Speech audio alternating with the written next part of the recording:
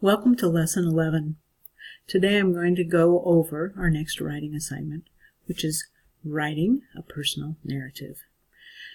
This will go over Lesson 11, 12, and 13, just like we did in the last one. Here are the due dates. In Lesson 11, we'll write an outline with a thesis. There's no particular word count required there, but the thesis needs to be a strong thesis and be in your outline. This is due on Saturday. Lesson 12, write a 500 to 750 word first draft. That will be due Wednesday, a week from this Wednesday. And in Lesson 13, you will write your final draft, and that will be due the Saturday of Lesson 13. So what is a personal narrative?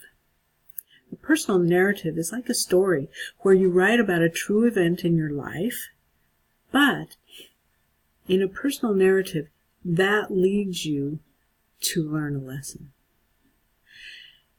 In your narrative, you'll talk about what event in your life impacted you, and what did you learn from that experience. Now, sometimes do you feel like this little dog and you just don't know what to write about? Here's some ideas on finding your narrative topic. The most embarrassing moment you've ever had, the best day ever. You could tell me the story of a scar and how you got it, the best decision you ever made, the weirdest thing that ever happened to you, your favorite childhood memory, moving day, the biggest lie you ever told, and its consequences. Narrow your choice down to one experience. This week you'll be especially focused on writing your thesis, as I said. So here's an example. I will never forget the day I gave birth to my son, because that is the day I learned to care deeply for someone besides myself. This thesis states the lesson you have learned. Easy for you to say, right?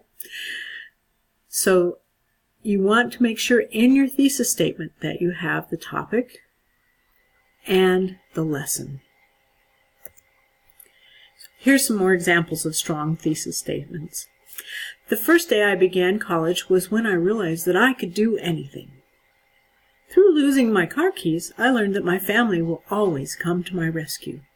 What makes these strong? They have detail. They have a connection to the author. They make you want to continue reading. Write that kind of a thesis statement. Don't write this kind.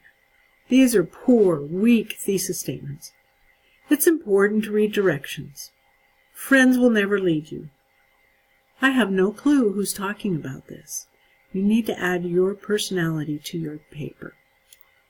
Good luck with that thesis statement, and make sure you include it in very strong print in your outline. Another important thing about writing a personal narrative is to write about one event. They should be short and significant events that make a change in you. Talking about this one event will also help you support your thesis, so you're not off track talking about more than one thing. These are the characteristics of a personal narrative. I just want you to be aware of them as you write your outline this week, so you can prepare. You should need to have a point or a theme with universal appeal. It should be written in first person. There should be an epiphany, which is a moment of sudden realization or awareness of a truth.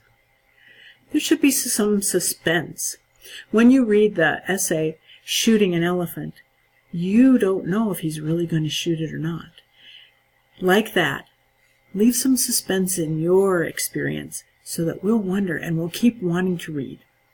There should be a climax, like when he shot the elephant, and you should have some measure of self-honesty, whether it be good or bad, because you want to reveal something about how you felt about that experience.